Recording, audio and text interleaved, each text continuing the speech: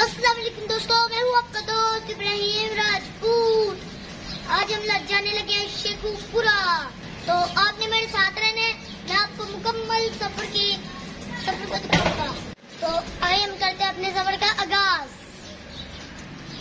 अभी हम पहुंच चुके हैं बरकत टाउन नहर पे और अभी हम अपने सफर पर रवा दवा हैं।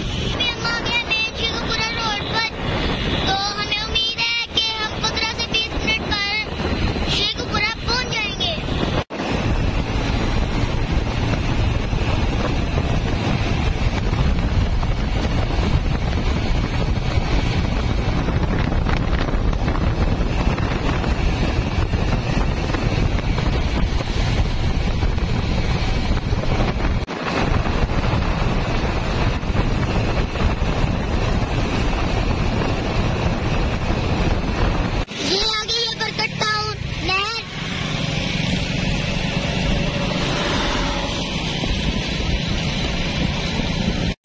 अभी हम पहुंच चुके हैं बरकत टाउन नहर में, तो मुझे लग रही तो वो होकर अभी मैंने ये लिया है जूस और केक।